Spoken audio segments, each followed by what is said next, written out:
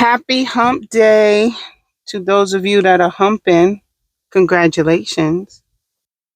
To those of you that are not, let me know how I can help.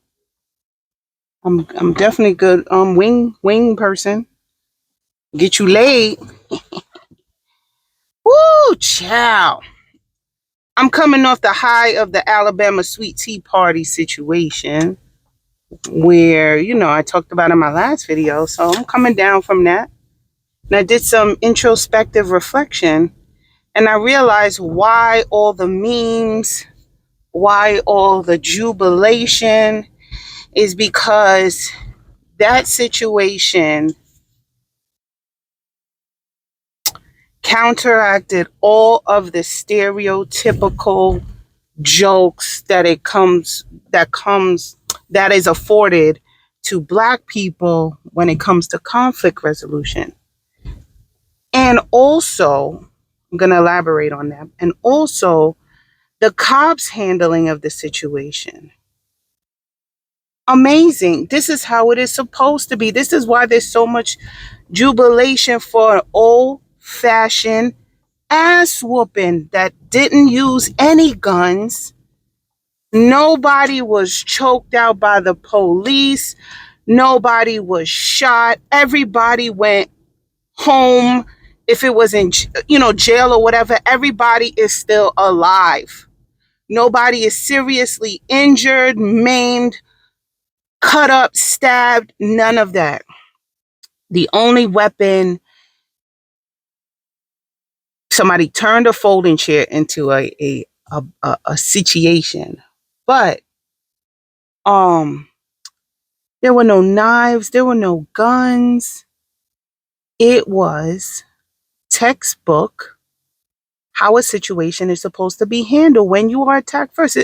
So, I've heard the Alabama fight, the Alabama brawl. No, it was an attack. That man was attacked and people defended him. That's it. It's not a brawl. It's not a fight. A fight would mean that two people were fighting and two people were intentionally, or whatever, the people were intentionally getting into a fight. No, the security guard or captain or what have you, the Black man in the white shirt, was only using his voice. Whatever he was saying, there was no violence. He never approached them violently from the video. He never insinuated violence. He was physically attacked first. That was an attack. But anyway, I think that's why we can have so much jubilation in it, because nobody was stabbed, nobody was shot, nobody reached for the cop's gun. That fucking fake lie where, oh, I shot him because he reached for my gun. No, none of that happened. And that's why we can relish in the jubilation of what happened on August 5th. Anyway, that I just had to dissect that. I still will celebrate August 5th the same way I celebrate Juneteenth. I'm going to put that in my calendar. First of all, I'm going to definitely put it in my calendar on an annual recurrent basis. Never forget, okay? Right along with Black Solidarity Day. Okay, so in other news, this is more celebrity news with a twist on religion and culture.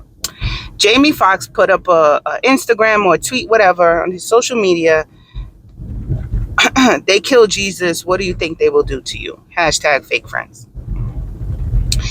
Jennifer Aniston liked the post. Then she recanted and put up some state about anti-Semitism. And then Jamie Foxx apologized. Now, I know for a fact, because I'm in it, that is a well-known, used statement in Black culture. Culture, community culture, whatever you want to call it. And from my understanding and from other people's understanding, it has nothing to do with the Jews. Nothing to do with anti-Semitism. It's basically using Jesus as the baseline, because he is supposed to be the supreme being of pure light, mind, sound, and body. And even he was betrayed. So if he was the Almighty High and he was betrayed, what do you think they will do to you?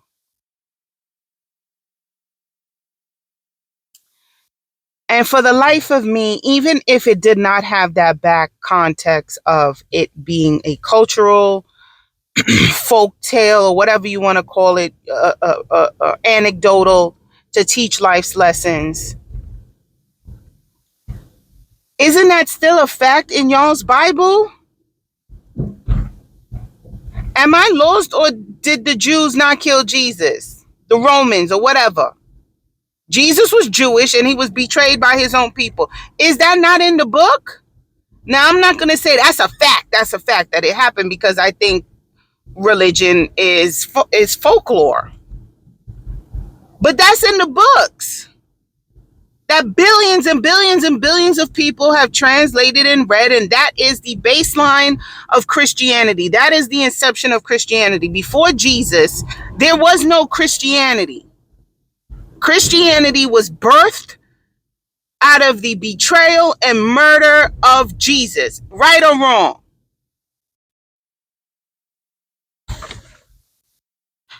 So how is Jamie Foxx writing that anti-Semitic? I think anti-Semitic or anti-Semitism is overtly and incorrectly being used the way the word racist is. I think people use racist and racism to tag situations incorrectly. The same way people use pedophile incorrectly. Most of these offenders are not pedophiles. It's another term, and my brain is fried. I should have Google it. There's two different levels. There's one level, and I think pedophile is like children or infants. And most of these offenders, like 8, 9, 10-year-olds, underage teenagers. That's a different category. But we just throw it all in the same ball and call them pedophiles or pedophiles if you're European. I think the anti-Semitism is being used the same way. No, it's not anti-Semitic that he put that up there, because according to a lot of people, billions and billions of people, that is a fact for them. The Jews killed Jesus. And then in the Black community and culture in America, that is what we use to teach that you should be on guard, kind of always have people in a side eye, don't expect undying, unwavering loyalty from your friends. That is what we use. Now, Jamie Foxx did an apology, and I teeter-totter on this, that if you offend somebody, maybe you should apologize. But I also believe in content and intent. Content and intent. I don't think his intent was to talk about the Jews or anything like that. Not the way Nick Cannon and Kanye West did. No, that is a saying in the Black culture. That's where he heard it from, and that's who he said to his children or child or whatever, and it goes on and on and on. I have heard it before. I have been told it before. That is not something that I repeat because I'm an atheist. But I am going to teach my children about fake friends, the way I interpret the world and follow the world. Now, I've heard it, and yes, it does. It holds true. If Jesus is the supreme being and he was betrayed and he was the son of God and da-da-da, and they still fucked with him, you ain't shit. You know, like people say all the time, even Halle Berry was cheated on. That's a saying in our community.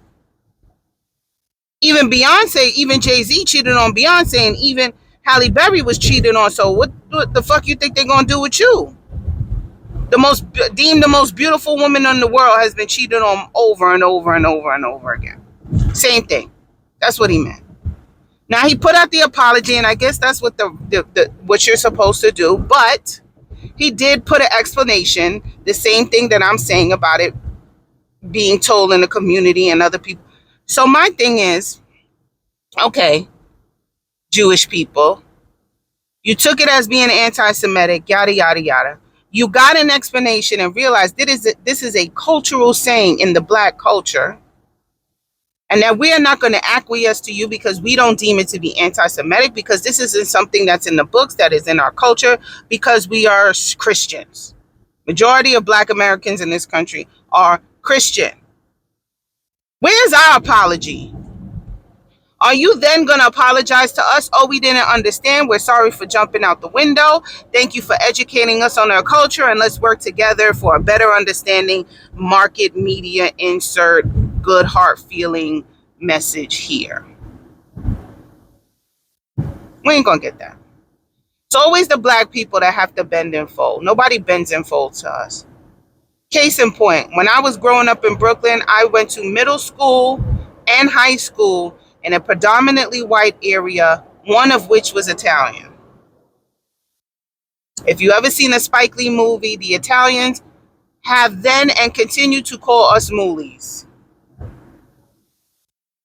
That is a derogatory term. However, it is a part of our culture, and Black people have never demanded an apology.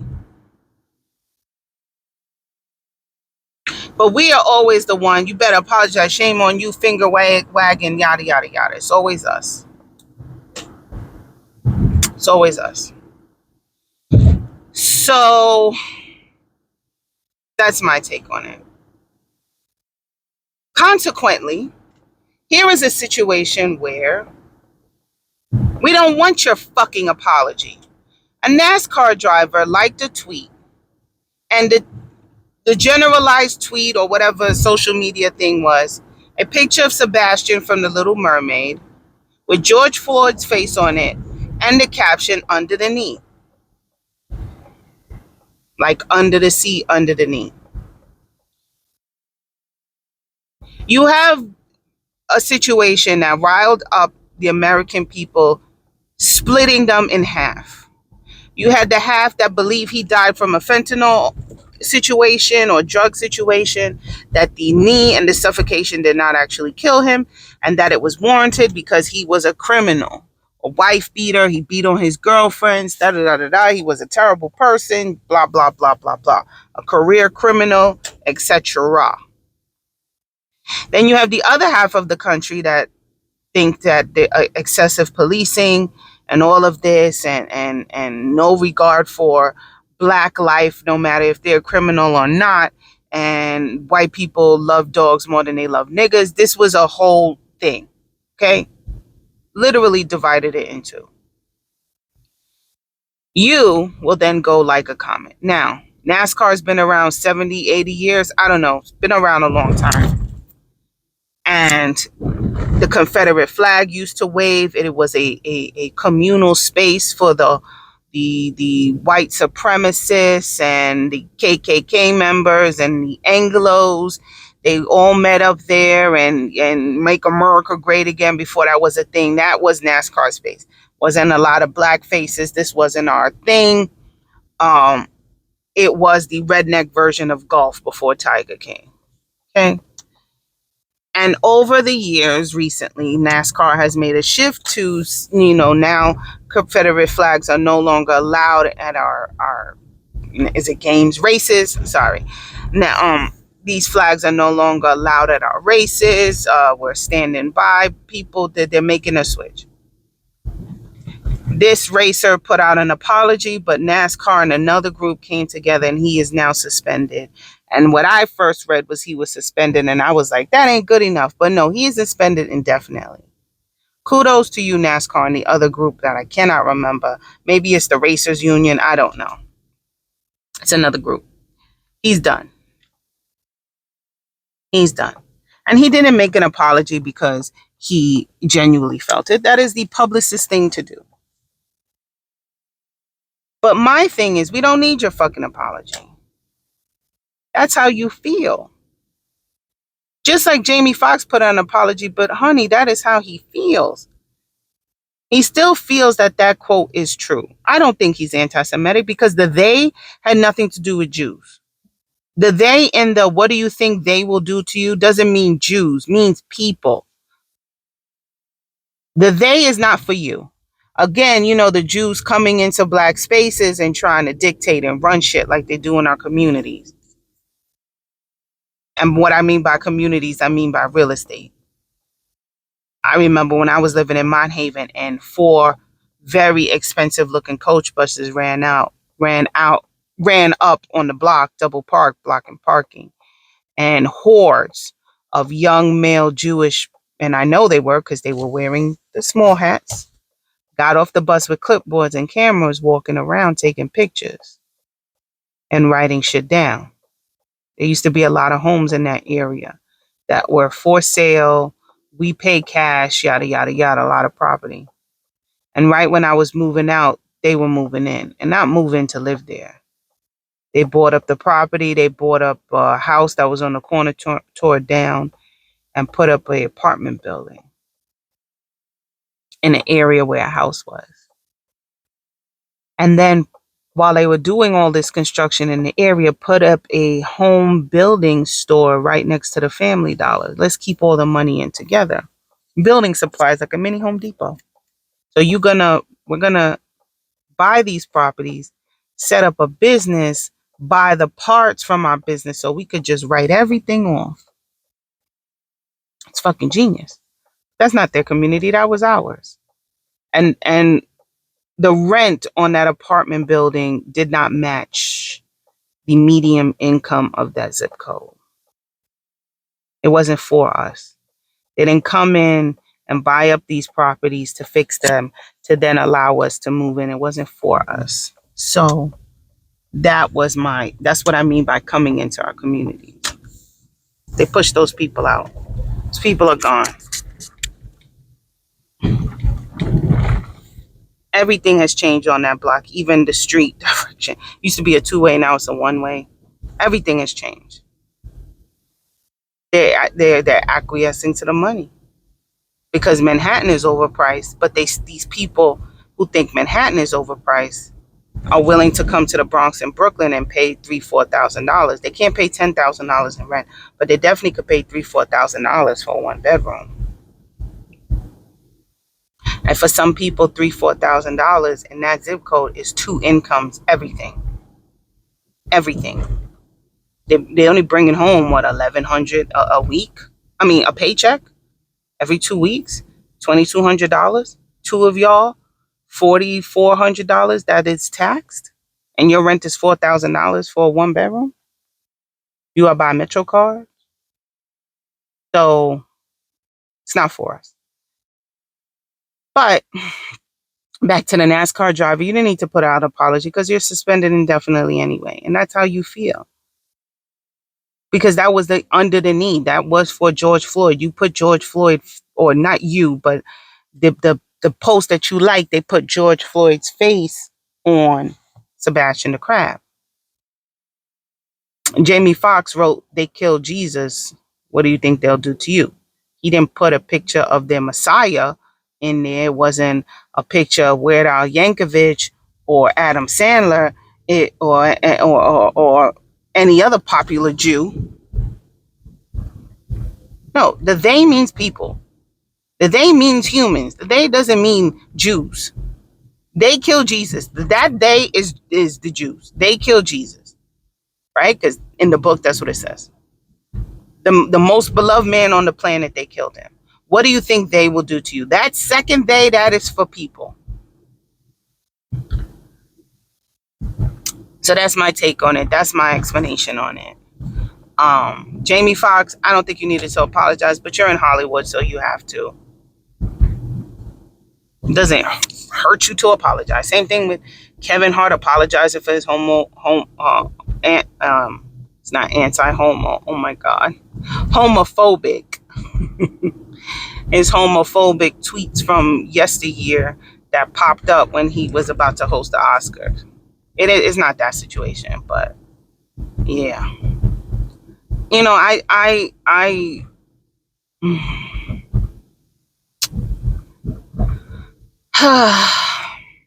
like my racists in my face.